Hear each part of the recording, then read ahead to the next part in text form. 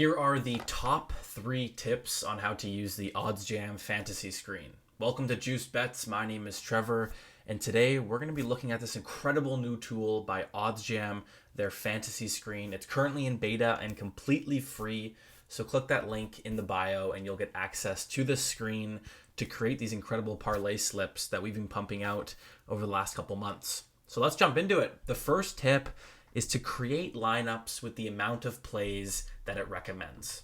So for Prize Picks, Underdog, Parlay Play, all of these different books, the recommended amount of players per slip varies. And so with Prize Picks, it's 5 or 6 pick fluxes.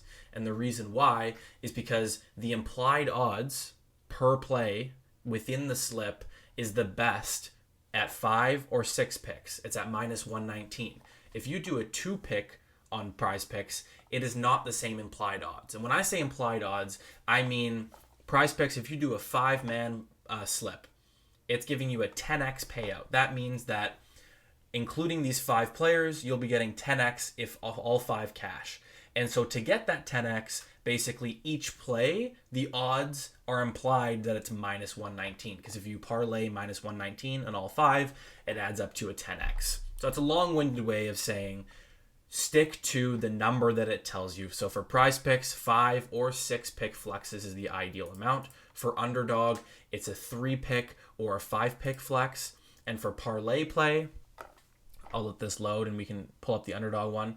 And then for Parlay Play, it'll be a little bit different as well. Parlay Play has insured plays as well. So on Parlay Play, it would be a 6 pick insured is the optimal amount. And as you can see, Parlay Play offers minus 114.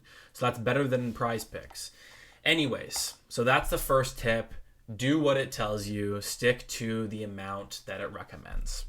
So for number 2, our tip here, number 2, is going to be to look for plays that have at least 3 books listed in the odds here.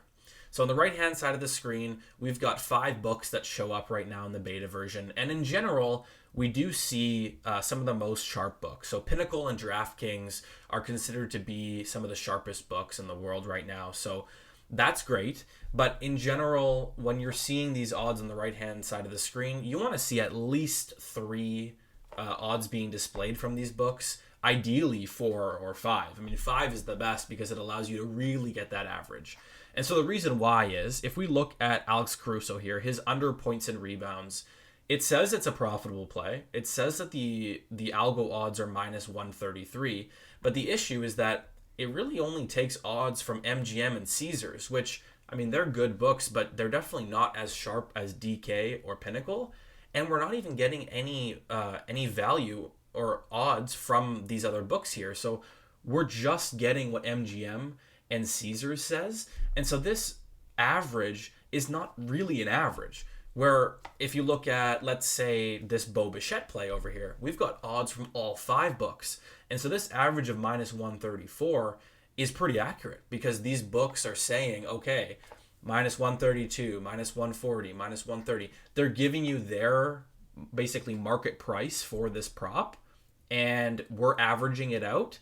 And it's an accurate average when you've got data from all of these books. So try to, not take plays that it's only showing 1 or 2 odds. It's not as accurate. You're not getting as much value. It's not a sure thing. You can't feel as confident with it. So that's number 2. And number 3 is don't force plays. Be selective. Check all books. Take your time. Money is made by the patient people. Wait for the smash plays and take them, right? I mean, if we look at Prize Picks right now on the fantasy screen here, I mean, realistically, let me run through the plays here and tell you why I wouldn't make a slip right now.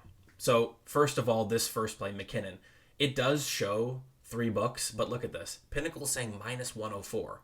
If you see that number by Pinnacle and you're getting implied odds at minus 119, you do not want to be taking that, right? I mean, the only reason that it's at minus 146 for the average odds is because Caesars is bumping it up, because Caesars is way mispriced compared to Pinnacle and FanDuel here. So I wouldn't take this one. I also would not take Byron Buxton because it's only showing odds from 1. So we could take Perron, We could probably take Bo Bichette as well, and potentially these ones down here. But it's really not. I mean, it's giving you 5 options, so you could make a slip technically from this. But I prefer to be patient and to wait for the plays where you're at least getting 2 or 3 really, really good plays, like above 55% odds to hit, like really great plays. And then you fill in the rest of the slip with guys like this, with these solid plays. I mean, these are definitely profitable plays.